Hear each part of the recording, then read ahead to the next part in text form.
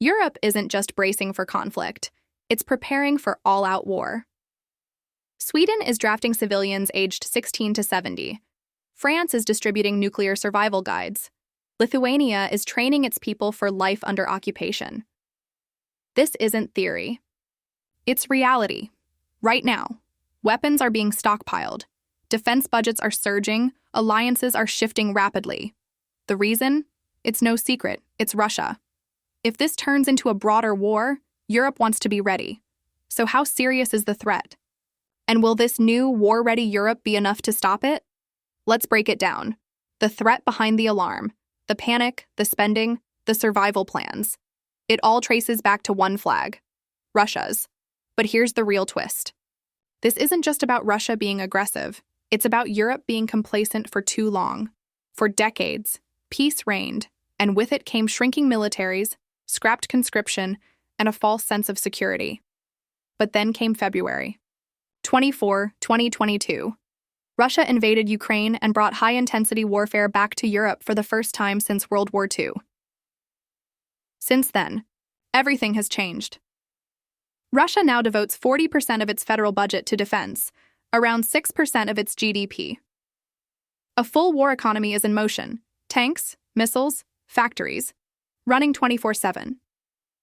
By 2025, Russia is expected to outspend every EU country combined on defense, adjusted for purchasing power. Let that sink in. Ukraine isn't the end goal. This war was never just about Ukraine. If Russia wins, it won't stop. Moldova, Poland, the Baltics, they all know what's at stake. And Belarus? Russian nuclear weapons are already stationed there. Yes, the threat is nuclear, and it's right on Europe's doorstep. Worse still, Russia isn't alone. It's backed by Iran, supported by North Korea, and closely aligned with China. Authoritarian regimes are growing stronger, faster, and more connected across cyber warfare, space, propaganda, and even weaponized migration. Meanwhile, the US, Europe's traditional shield, is stepping back. Washington has made it clear: Europe must secure its own backyard. Europe got the message, loud and clear.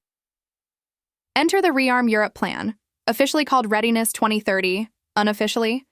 Some call it the Do Not Mess with Europe plan. Europe is done playing catch-up. The continent is shifting from reactive to proactive with the most ambitious military effort it's launched in decades, Readiness 2030. This isn't just a policy tweak, it's a full-scale transformation. The goal? Make Europe fully war-ready, financially, industrially, and strategically, by 2030. Why now? Because Europe has realized something critical. The era of relying on American protection is ending.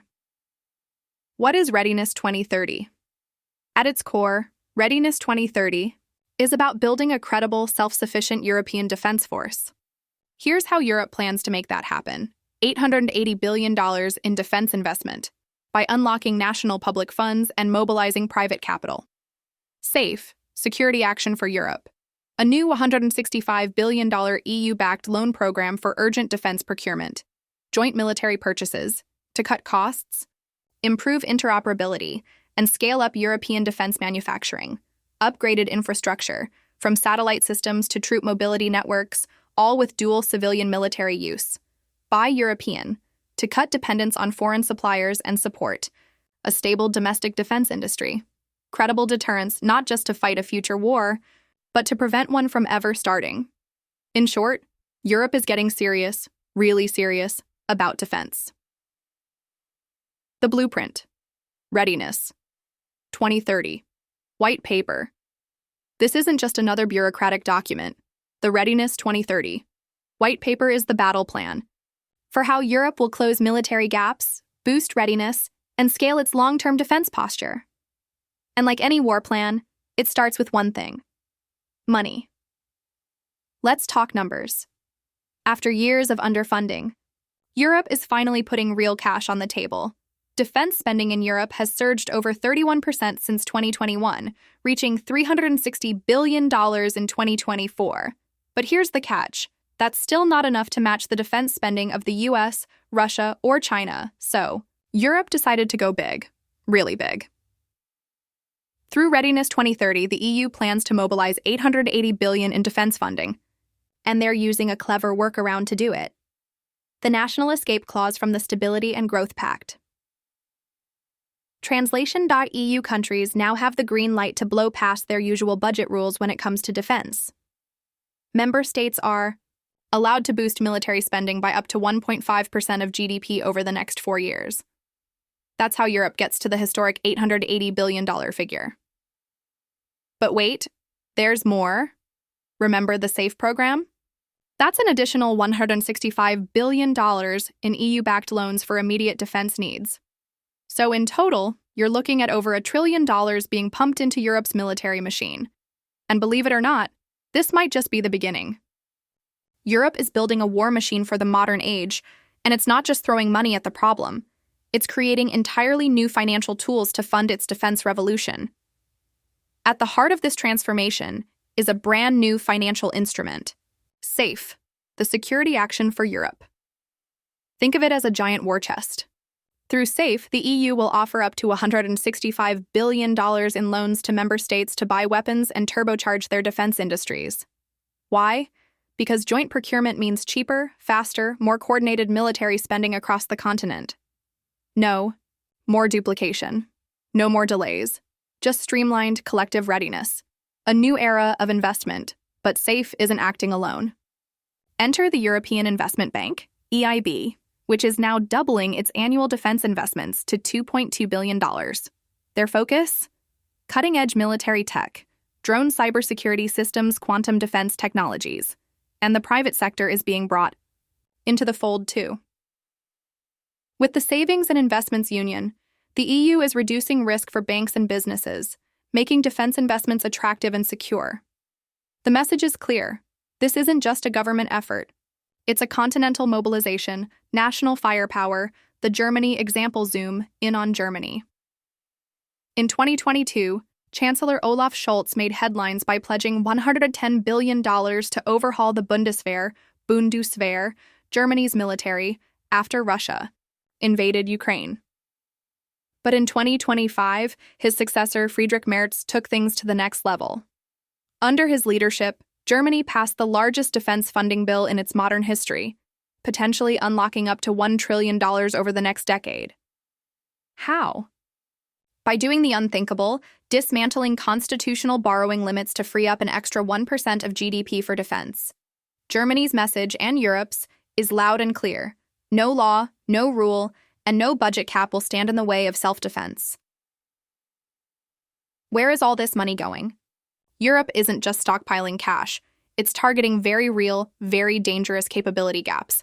Deficiencies so large, you could drive a tank through them. Let's break them down. Air and missile defense.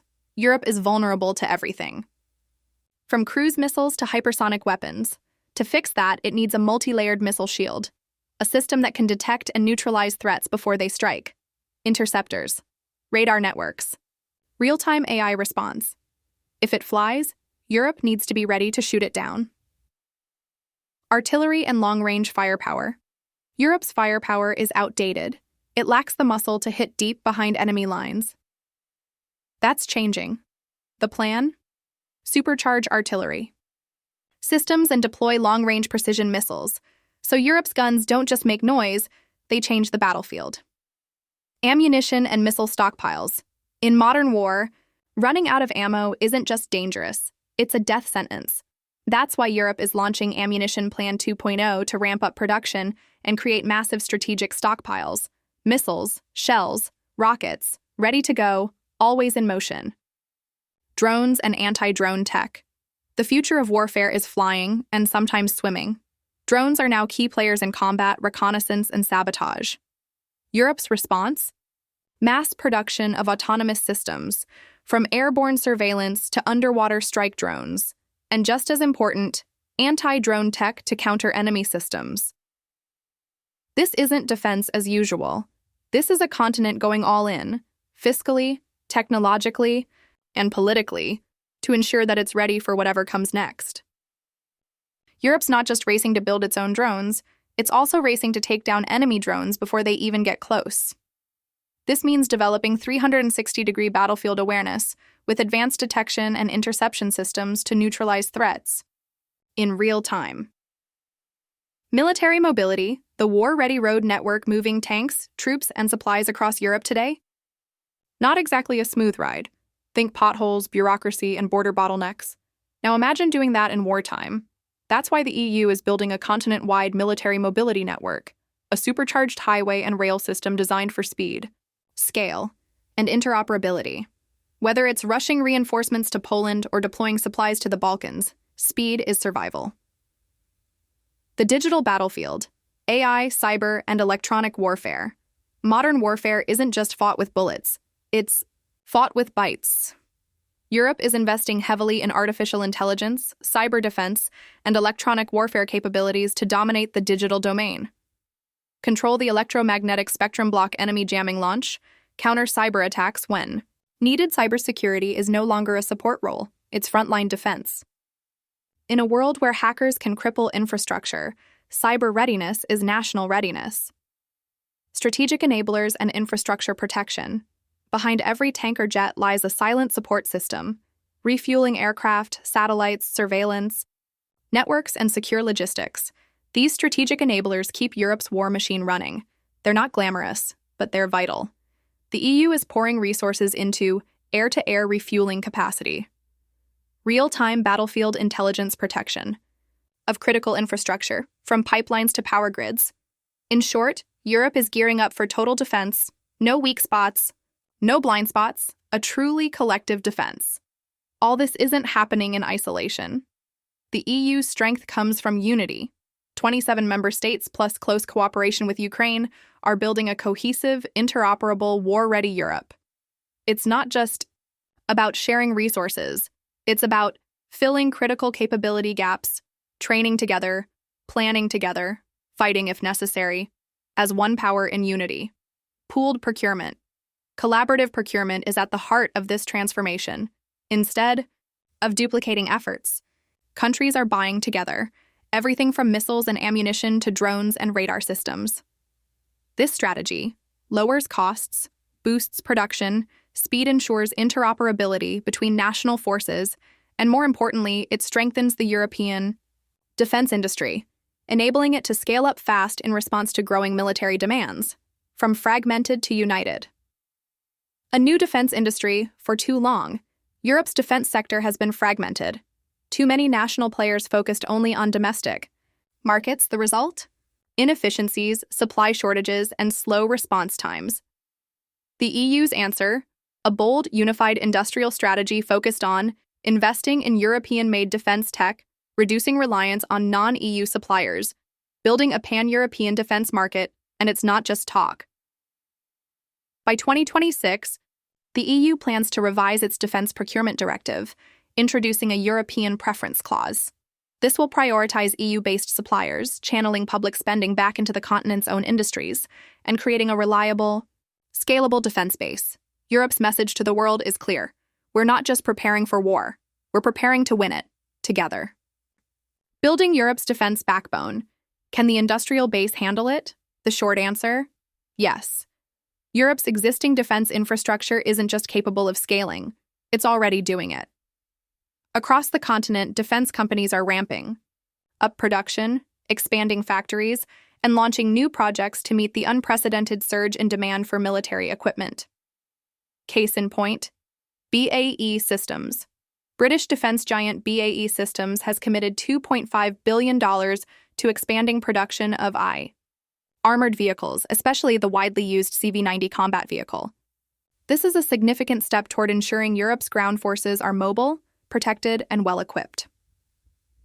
Rheinmetall goes big. Meanwhile, Rheinmetall, Germany's defense heavyweight, is boosting artillery shell production to 1.1 million rounds annually by 2027. And they're not just scaling in Germany. The company is building out facilities in Hungary and even Ukraine, where production of main battle tanks is already underway. This reflects a broader strategy: increase volume and diversify sources. Europe isn't just building more, it's building smarter, spreading its industrial footprint to reduce choke points and vulnerabilities in its defense supply chains. Space. Europe's next frontier. France's Thales group is tackling another gap: space-based intelligence. With European, NATO members operating just 49 military satellites, compared to 246 from the US, the deficit is stark. Thales is now leading efforts to close that gap, recognizing that satellites aren't just tools. They're lifelines for intelligence, surveillance, and battlefield communication. A continental push across Europe. Defense firms are stepping up. Leonardo in Italy, Saab in Sweden. Airbus across the EU. These companies are no longer operating in silos. They're collaborating, pooling resources, and sharing technologies to create a defense industrial ecosystem, capable of going toe-to-toe with the world's top military producers? A united military? Not quite. All of this naturally leads to a burning question. Is Europe finally building a unified army? The short answer? No, at least not yet.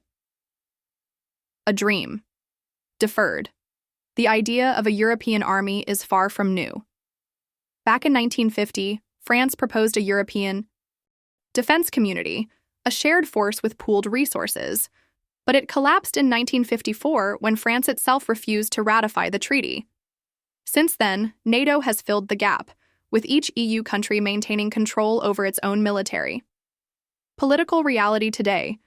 The idea of a single European army is more fantasy than future. Why? National pride runs deep. Military traditions differ widely. Standardizing procurement, training, and doctrine would be astronomically expensive, and most critically, member states simply aren't ready to give up sovereignty over their armed forces. Cooperation. Over consolidation rather than aiming for one army under one flag, Europe is taking a more realistic approach: enhanced cooperation. Here's what that looks like: shared strategic assets like satellite systems and transport fleets, pooled procurement to cut costs and ensure interoperability, integrated training, and joint exercises across allied forces. Think of it not as one army, but as 27 armies operating as one when needed. But what about manpower? All the weapons in the world mean nothing without soldiers to wield them. According to strategic estimates, Europe would need around 300,000 troops ready to deter or confront Russian aggression, especially if the US reduces its direct military role in Europe. That means Europe needs more recruitment, better retention, cross-border troop readiness, and efforts are already underway. From expanding national conscription in places like Sweden and Denmark to boosting reserve forces and joint readiness across NATO and EU troops, the continent is moving to fill the gap. Bottom line, Europe might not be building a single army, but it is building a single, formidable warfighting capability. Not through unity of command, but through unity of purpose. Europe's final countdown: preparing for war in an uncertain world. Let's recap. The US currently has about 100,000 troops stationed in Europe, but that number might not last. According to recent reports, the Pentagon is considering withdrawing up to 10,000 troops from Eastern Europe, a move that would shift even more of the security burden onto Europe itself. And that's where the now widely cited number of 300,000 troops comes in. That's the new benchmark, the minimum force Europe may need to field on its own if US support declines. This isn't just speculation. It's a serious projection made by Germany's Kiel Institute, which suggests Europe could allocate its $880 billion defense budget toward mobilizing 300,000 additional troops, organized into 50 rapid response brigades. Manpower reality. Daunting but doable. Europe's military personnel have declined drastically since the Cold War. France, for example, ended conscription and cut its force size by nearly 40%. But here's the upside. The EU has a population of 450 million, 3 times that of Russia's 144 million. If the political will exists, Europe has the manpower. Take Poland. Already home to the EU's largest standing army with 216,000 troops, Warsaw isn't stopping there. Poland is targeting 500,000 total troops, with 100,000 trained by 2026, a massive effort backed by a defense budget equal to 4.7% of its GDP, the highest in NATO. Defense checklist. Almost complete. Let's look at Europe's war readiness checklist. Funding weapons troops, training and readiness, logistics, intelligence, and cybersecurity, almost there. But one critical item remains: Infrastructure. Fortifying the front lines. Russia shares land borders with multiple European nations, putting countries like Finland, Estonia, Latvia, Lithuania, Poland, and Norway on the front lines. Just look at the numbers. Finland, 800-mile border. Latvia, 240 miles. Lithuania, 165 miles. Poland, 124 miles. Norway, 122 miles. Estonia, 183 miles. Most of these nations are already moving to reinforce their defenses. Poland, East Shield leading. The charge is Poland. Its East Shield program is turning its eastern border into a modern fortress. With a budget of $2.5 billion, the plan includes bunkers and strongpoints, advanced surveillance systems, anti-drone technologies, high-speed communications. As Prime Minister Donald Tusk put it, these investments ensure that no adversary dares to attack us. The Baltics, holding the line. The Baltic states aren't waiting around either. With capitals just 60 miles from Russia and Belarus, Estonia, Latvia, and Lithuania are reinforcing borders with hundreds of bunkers and fighting positions, dragons, teeth, anti-tank barriers, multinational coordination with Poland and NATO allies. The idea isn't just to repel an attack, but to delay and shape it long enough for NATO reinforcements to deploy and counter. The final frontier. Nuclear deterrence. Let's talk about the elephant in the room. Nuclear weapons. Russia has the largest nuclear arsenal in the world, 5,580 warheads, and President Vladimir Putin hasn't been shy about reminding the world of that fact. Europe's current nuclear deterrence largely hinges on its partnership with the United States. Around 100 B-61 gravity bombs are deployed in Italy, Germany, Belgium, the Netherlands, and Turkey as part of NATO's nuclear sharing arrangement. But what happens if the US decides not to authorize their use? Enter France and the UK only too. Countries in Europe have independent nuclear capabilities. United Kingdom, 225 warheads, with 120 operational and deployed via Trident submarines. France, 290 warheads, fully independent, designed, produced, and controlled domestically. France, in particular, has signaled it's willing to extend its nuclear umbrella to more European allies. Poland has already shown interest in joining such a pact, seeing it as a necessary step in securing its own future. So, is Europe ready? From mobilizing manpower to reinforcing borders, modernizing technology, and addressing nuclear threats, Europe is undeniably gearing up for the long haul. But here's the million-euro question. Are these efforts enough to deter Russia and ensure long-term peace? Germany's intelligence services recently suggested that Europe has until 2029 at the latest to be fully prepared for a potential conflict. That leaves just 4 years to get everything in place. What do you think? Is Europe doing enough? Can it field 300,000 troops in time? And if an all-out war breaks out, when do you see it happening? Let's hear your thoughts in the comments below.